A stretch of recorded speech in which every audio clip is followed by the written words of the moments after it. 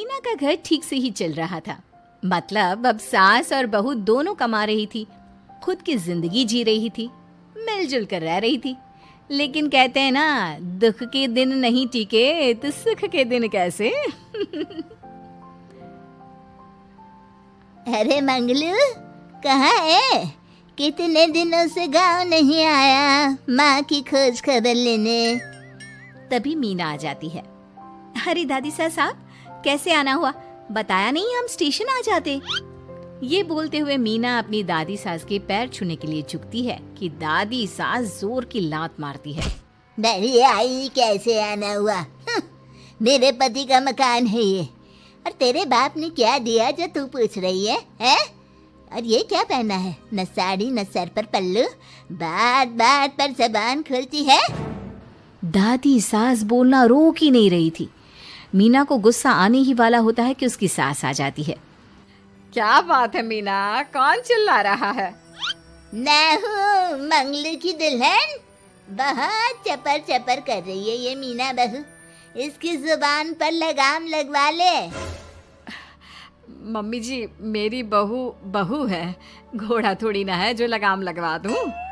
तभी वहां मंगलू यानी कि मीना का ससुर आ जाता है और मीना की सास को एक जोर का तमाचा लगा देता है।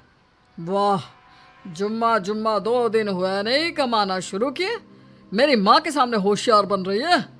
मैंने बुलाया है माँ को, ये रहेंगी तो कम से कम इस घर की औरतें औकात में रहेगी। अरे जब से कमा रही है सर पर चढ़कर नाच रही है।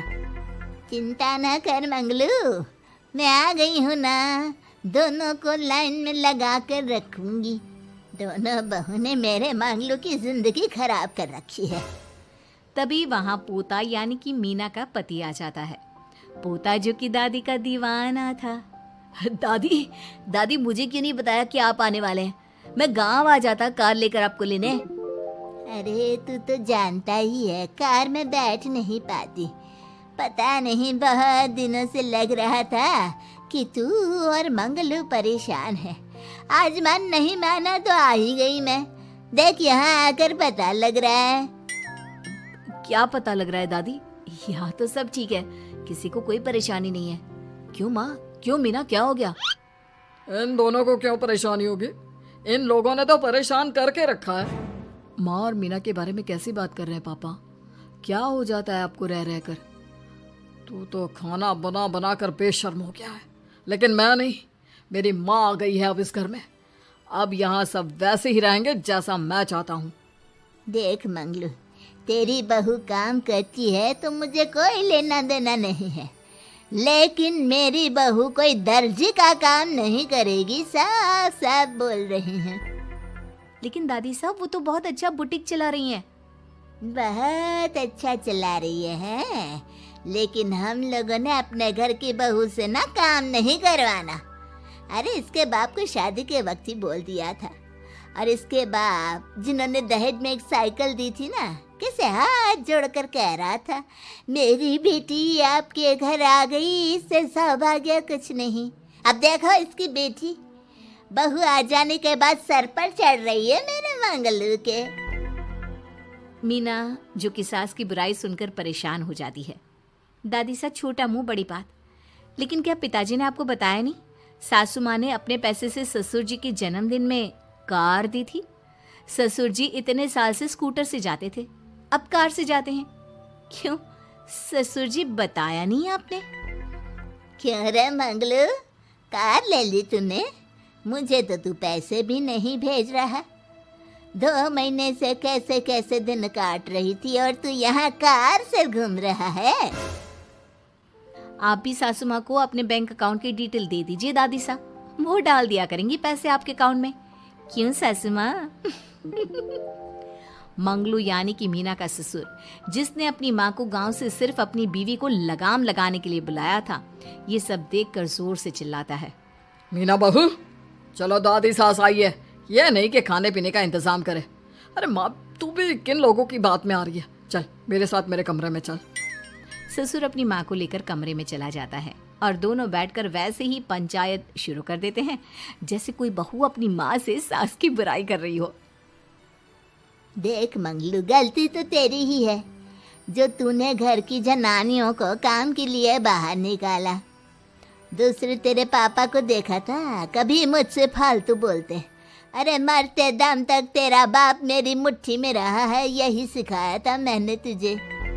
क्या बोलूं माँ, जब से ये मीना बहू घर आई है ना, इसने घर का सारा इतिहास भूगोल बदल कर रख दिया है। उस तितली से तो मैं बाद में निपटूंगी, पहले तेरी वाली को तो ठीक कर दूं। अरे बहू क्या आ गई, खुद को टाटा अंबानी समझने लगी है। माँ देख, जो भी हो, इस बात को याद रखना कि हमारे घर की परंपरा क्या है। औरतों का औकात में रहना जरूरी है। अरे बहू के साथ मिलकर माँ ये बात उड़ती रहती है।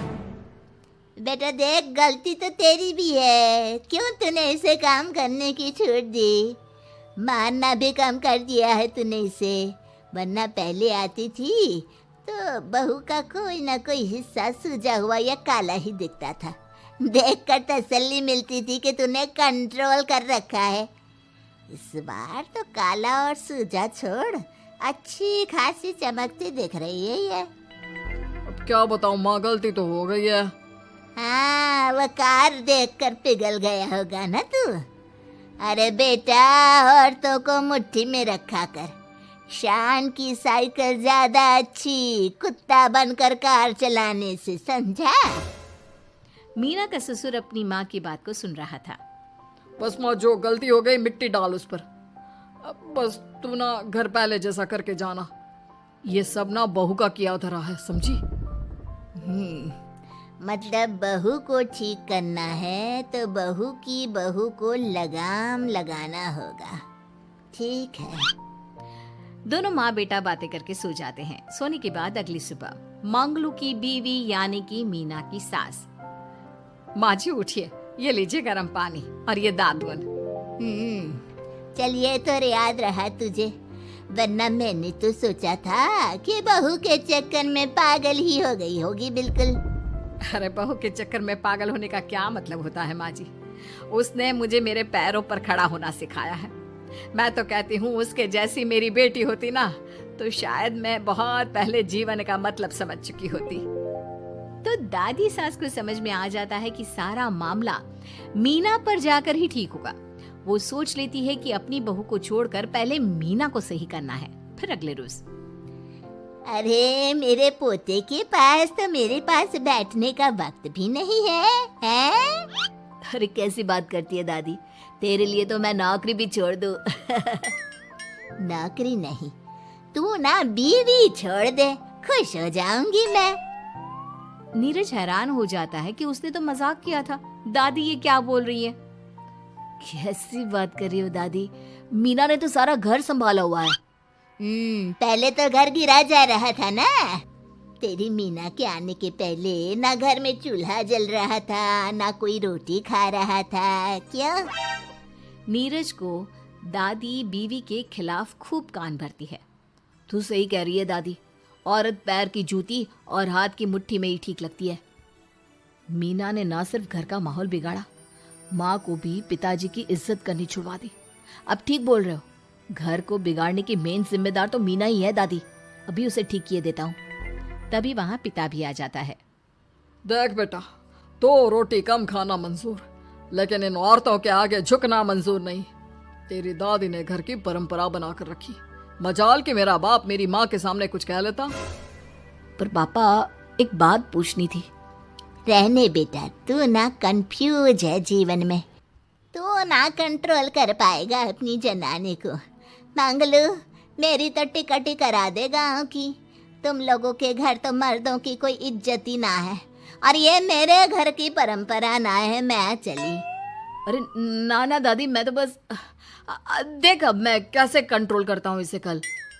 फिर अगले रोज मीना ऑफिस के लिए तैयार हो रही थी कि देख मीना, आज मेरे दफ्तर से कुछ लोग खाने के लिए आ रहे हैं, तो शाम के खाने में। लेकिन आज तो मेरी मीटिंग है, फिर घर आने में मुझे देर हो जाएगी। तो मैं क्या करूं? बोला ना शाम को खाना बनाना है तो बनाना है, समझी। मीना को पति की बात अजीब लगती है, पर वो दादी सास के सामने कोई भी ड्रामा क्रिएट करना नहीं चाहती थी। ठीक है, मैं शाम को जल्दी आ जाऊंगी। अच्छा क्या खाना है प्लीज जल्दी से बता दीजिए। पर बेटा तू तो। बहू सास को चुप रहने का इशारा करती है, लेकिन पोते को तो लड़ना था। वो मीना पर जोर से चिल्लाता है। मीना देख, ज्यादा हीरोइन मत बन। आज ऑफिस जा रही है तो जा, लेकिन सुन, तुरंत रिजाइन देकर घर आ जाना। ना मुझे तेरी कमाई चाहिए, ना ही तेरी नसीहत। आज से घर में वही होगा जो मैं चाहूंगा, समझी? अरे कैसे लैंग्वेज बोल रहे हो? ये तुम्हारी बोली नहीं है। कौन सिखा रहा है तुम्हें? तभी दादी सास आ जाती है। क्या बोलना चाह रही है बहू? मैं मुन्ने के कान भर रही हूँ, हैं? हाँ, मुझे तो यही लग रहा है, वरना हम लोगों का घर अच्छे से चल रहा था। सभी मिलजुल कर एक दूसरे को इज्जत देकर रह रहे थे। लेकिन अब तभी मीना को उसका पति जोर से डांटता है। सास बेटी बहू की लड़ाई को बर्दाश्त नहीं कर पाती। देख नीरज, बहू को डांटना या फिर बहू के साथ गलत व्यवहार, ये सब मुझसे बर्दाश्त नहीं होगा। वाह रे वाह, सारी जिंदगी जो पति की डांट और मार खाती रही, अब बहू को थोड़ी सी डांट क्या पड़ी, गुस्सा आ गया। हाँ माँ, क्या हो गया? मैंने तो मीना को कहा कि देख नीरज, मेरी बहू को कुछ नहीं कहेगा तू। ये माँ ही होती है जो अपने बेटे को औरतों की इज्जत करना सिखाती है। लेकिन कोई औरत अपने बेटे से बहू को मारना या डांटना सिखाए तो ये शर्म की बात है। मैं नहीं चाहती कि तू औरतों की इज्जत ना करे, जबकि मैं खुद एक औरत हूँ। दादी सास बहू की बात सुनकर शर्म से सर नीचे कर लेती है। सच कहा सासू माँ, एक रानी ही अपने बेटे को राजकुमार की तरह पालती है, जो दूसरी औरतों का सम्मान करे। काश दादी सास भी पिताजी को अच्छे संस्कार दे पाती। मीना की बात सुनकर दादी सास उन लोगों से माफी मांगती है। मैं समझ गई बहू, औरतों की बेइज्जती करने को घर की परंपरा समझती थी, झूठी शान समझती थी।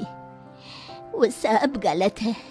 औरतों की इज्जत से घर में माँ लक्ष्मी और सरस्वती का वास होता है। मुझे